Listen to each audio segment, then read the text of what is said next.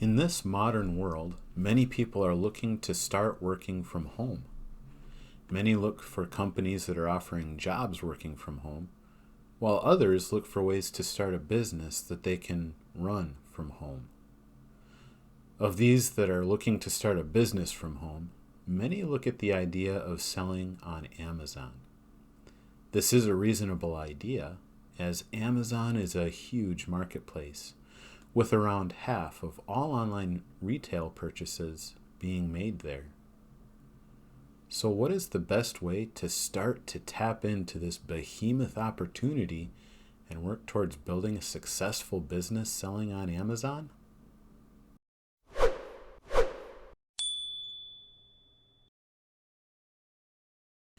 If you are one that is looking at the opportunity of starting a business selling on Amazon, you are in good company. There is a huge opportunity for virtually anyone to be able to tap into this massive opportunity. But the big question is, how do I get started? When you scroll through YouTube or the different social media platforms, you'll see really three main business models. The first is private label, which is commonly referred to as FBA. The second is wholesale, and then the third is arbitrage. So as a beginner, which of these is the best to jump into where you can find success? To understand, let's briefly break down each of these options and who should do them. First, private label. This model is probably the most popular among the online gurus that are trying to get people to start selling on Amazon. It is touted as being lucrative and passive as a way to sell on Amazon. The reality, though, is that while it can be lucrative, it is very difficult to make a success of it, especially as a beginner. Most of the time, these gurus will direct you to buy low-quality products from China using a website called Alibaba. This site is meant to connect you with manufacturers and sellers over there that will be able to get you massive amounts of these products. To find the products, you'll need to pay for certain software that will help you sort through the millions of listings on Amazon to see where there is a potential gap or unfilled need in the market where you can bring a new product in. Once you find this product, you will need to pay to have a brand trademarked and registered, and then buy several thousand units and have them shipped over to the US from China. And all that is much easier said than done. In the end, you'll likely have at least a couple $1,000s invested before you can even get the product into Amazon. You'll also have spent probably up to, if not more than 6 months before you're ready to actually make a sale. Then you have to spend hundreds of dollars on advertising to get your unknown product in front of shoppers on Amazon and hope that they're going to buy it. In reality, the success rate for this model among beginners is probably around 5%. It is a very challenging and competitive market. Even when you do find a product that will sell, usually within a few months, Chinese companies will copy that product and flood the market with their copies and kill your success before you can really get anywhere. Most who start with a private label end up with a garage full of cheap, useless products that nobody really wants and they can't get rid of it. And they end up thousands of dollars in the hole. The reality is that private label is not for beginners at all. There are so many hurdles to overcome that the best success is found by those who have been selling on Amazon for some time and understand how the marketplace works. They understand what challenges are in their way and how to find better suppliers and products that won't result in bad copies destroying their success. So on a scale of 1 to 10 of what I think if beginners should try the private label model, On a scale of 1 to 10, I give private label a 0. If you're just getting started, do not do private label. The second one we mentioned was wholesale.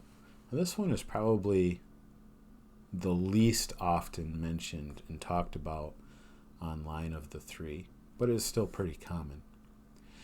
Now, when it comes to a beginner, wholesale is slightly more reasonable than private label, but not much. Now, wholesale is where you are buying products that are already established on Amazon, and you'll be selling on those listings.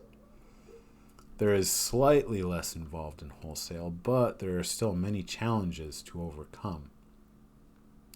You will first need to still find products that are selling well, and then you'll find either a distributor that will sell you that product in bulk, or you will try to buy direct from the brand itself. It can be challenging to find brands that are willing to work with Amazon sellers, but they are out there. The biggest problem with this model for new sellers is that you'll need to buy in large quantities. Most sellers will have a minimum order quantity, sometimes in the thousands of dollars, so you'll need to invest a good chunk of capital to start. This can be dangerous for new sellers because they don't know the marketplace.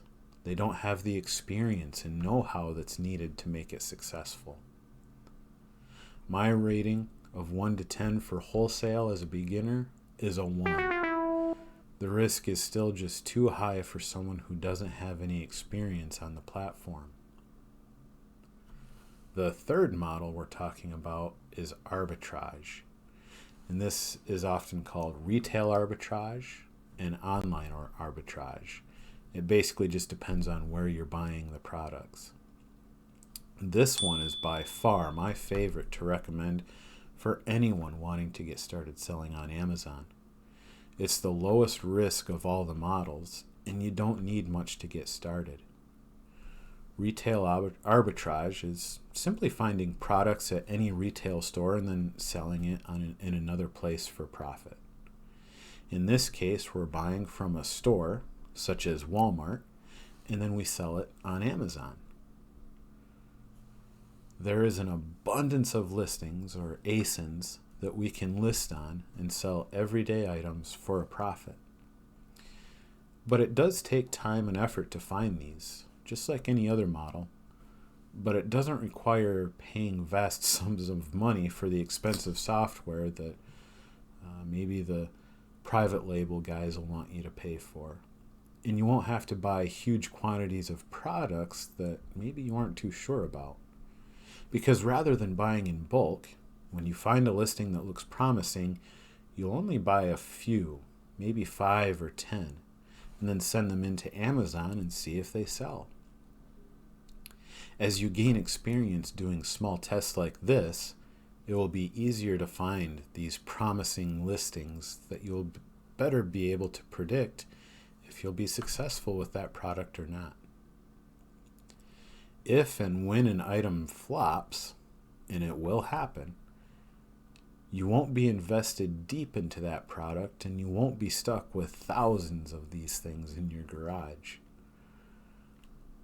Online arbitrage follows the same principles, but as the name suggests, you're simply buying the products online rather than in the store.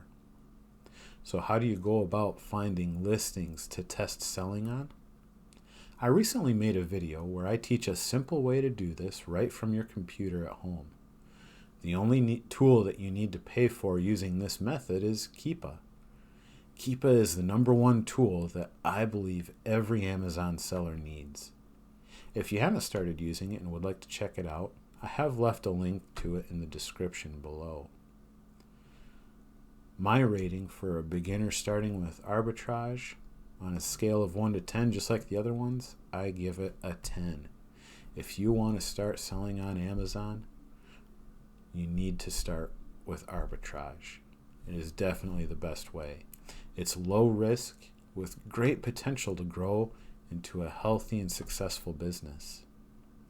After you have experience doing this, it will be much easier to grow into the other models organically and be able to make a success of it.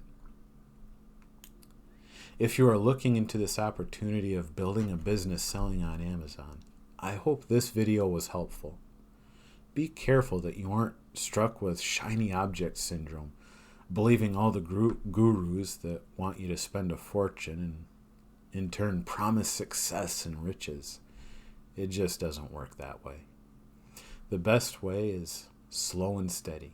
Small incremental growth will be the most stable. Thank you for taking the time to watch this video, and if you found it helpful, I hope you'll consider pressing the like button and subscribing to my channel. I'll see you on the next one.